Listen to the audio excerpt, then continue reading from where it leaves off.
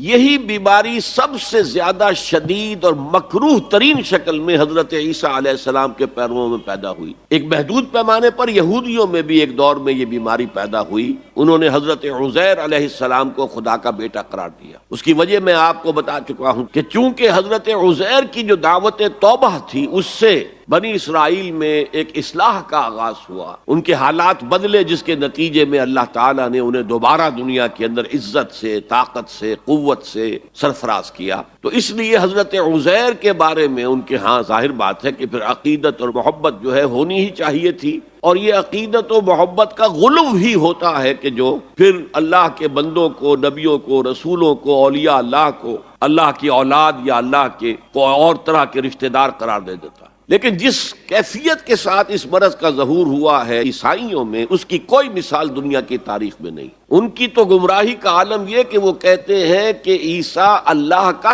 صلبی بیٹا ہے، صلبی، اس درجے وضاحت تاکہ کوئی استعارہ نہ سمجھا جائے اس کو۔ اگرچہ انجیل میں حضرت مسیح جب کہتے ہیں میرا آسمانی باپ، تو ساتھ ہی یہ بھی کہتے ہیں میرا اور تمہارا آسمانی باپ، تو یا تو مانو کہ پھر سب اللہ کے بیٹے ہیں۔ یہ باپ استعارے کے طور پر استعمال کیا گیا، جس سے والد پالتا ہے، پوستا ہے۔ اسی طرح اللہ تعالیٰ اپنی اولاد فرمایا ہے، حدیث میں آیا ہے الخلق عیال اللہ، تمام مخلوقات جو ہیں اللہ کے کنبے کے مانند ہیں، اللہ ان کا پالنے والا، پوسنے والا ہے۔ اس معنی میں میرا آسمانی باپ، میرا اور تمہارا آسمانی باپ۔ لیکن انہوں نے جو عقیدہ پھر بنایا، صلبی بیٹا ہے اللہ کا، یہ انتہا درجے کی اللہ تعالیٰ کی شان میں گستاخی ہے۔ میں نے عرض کیا تھا قرآن مجید میں جتنا غضب اللہ کا، جتنا غصہ اس پر آتا ہے اور کسی طرح کے شرک پہ نہیں آتا۔ سورہ مریم میں فرمایا وَقَالُوا اتَّخَذَ الرَّحْمَنُ وَلَدًا لَقَدْ جِئْتُمْ شَيْئًا إِدًّا تَكَادُ السَّمَاوَاتُ يَتَفَطَّرْنَ مِنْهُ وَتَنشَقُّ الْأَرْضُ وَتَخِرُّ الْجِبَالُ